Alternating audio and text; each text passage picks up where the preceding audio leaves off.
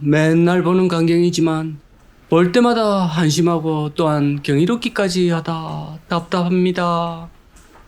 어째 이리 많이 지어놨을꼬. 좋은 거 좀 찍어서 좋은 소식 좀 올려드리려 해도 벌리놓은 거라고는 이런 거밖에 없으니 전들 우야겠노예.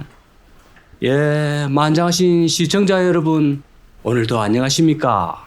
강나루 건너 밀밭길을 또 정처 없이 걷는 나그네 강호발. 오늘은 서울시 강서구 마곡에 왔습니다. 서울에 오지 마라 하는 분도 가끔 댓글에 있지만 당분간은 할 수 없습니다. 좀 와야 되겠습니다. 여기는 정말 말도 많고 탈도 많은 그런 곳입니다. 마곡 이쪽이 엄청 실해 이 건물을 많이 짓고 있습니다. 동네 자체가 하루 종일 또 1년 12달 건물은 열심히 지어대고 있는데 저는 직업병도 아니고 저게 다 분양될까 그 생각부터 먼저 듭니다. 여기는 마곡인데 한때 뜨거운 감자였던 저 생활형 숙박시설 일명 생숙의 대장입니다. 대장격의 생숙이고요. 여기서 최초로 용도 변경에 성공했다는 그런 소식입니다. 그런데 또다시 문제가 터졌습니다. 제가 촬영 중인 이 현장에서는 지금 시위나 시끄러운 모습이 보이진 않는데요. 저쪽에 잠실 롯데월드나 넓은 광장 이런 데는 여기 분양받으신 분들이 시위를 중간중간에 하고 있답니다. 차근차근 생숙에 대해서 설명을 한번 드려보겠습니다. 여기는 마곡 러웨스트라는 생숙이고요. 현재 완공이 됐고 진작에 입주를 했어야 했는데 정부의 시행령 변경과 또 시공사의 부실 시공 이런 것 때문에 여전히 입주가 안 되고 있습니다. 생숙은 생활형 숙박시설인데 얼핏 겉보기에는 오피스텔과 흡사해가 구별이 잘 안 됩니다. 그런데 오피스텔에서는 숙박업 운영 자체가 불가능하고요. 걸렸다가는 경을 칠 수가 있습니다. 자, 그에 반해가 생숙은 2021년 그 이전 초창기 때는 거주도 가능했고 또 주택수에도 포함이 되지를 않았고 그러다 보니 종부세 이런 것도 해당이 안 되고 하다 보니까 이 부동산 투기의 틈새 시장에 출구가 됐습니다. 아시다시피 아파트 자체는 워낙에 가격도 비싸고 또 청약도 어렵고 또한 다주택자 규제에 딱 걸려버리니까 이 모든 규제를 회피하면서 또 그 수요가 여기 생숙에 많이 몰렸습니다. 또한 그 당시 지식산업센터 이것도 이와 비슷한 틈새 시장이었습니다.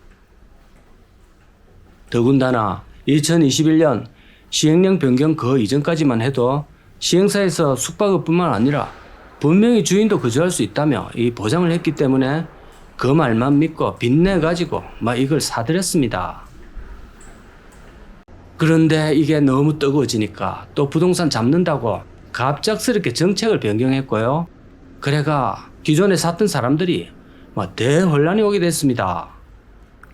규제를 하려고 해도 그 시점 이후부터 매수한 사람들에게 이 적용을 해야 되는데 그 전에 기분양자들에게도 일괄적으로 적용이 되어서 완전히 이쪽이 난장판이 됐습니다. 그러니까 법을 소급 적용했다 이런 얘기지요. 여기가 얼마나 인기가 많았냐면은 그 당시 무려 57만 명이 몰렸다고 하고요.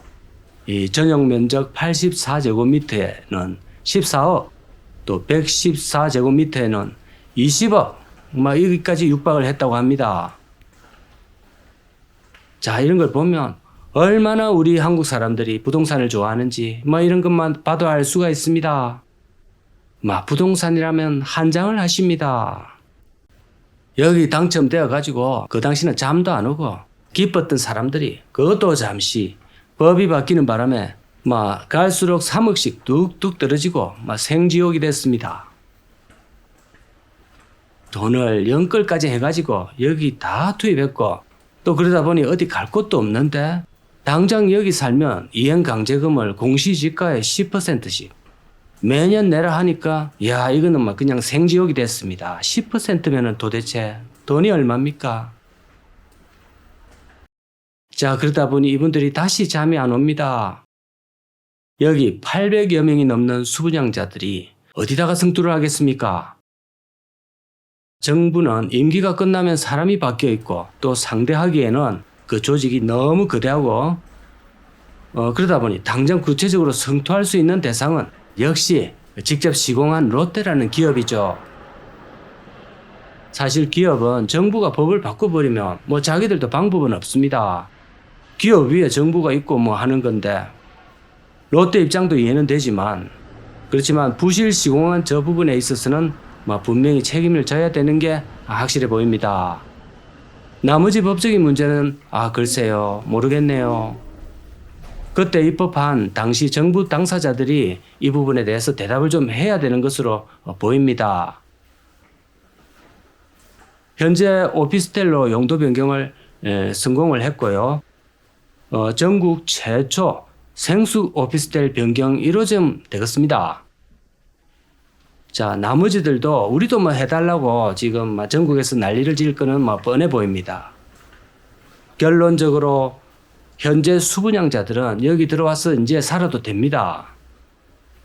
다만 급하게 용도 변경 공사를 하다 보니까 곳곳에 누수와 설비 불량 등등 문제가 불거지고 있고요. 또 사람들이 들어가서 촬영한 사진들을 보시면 여기 문제가 있는 것은 확실히 보입니다.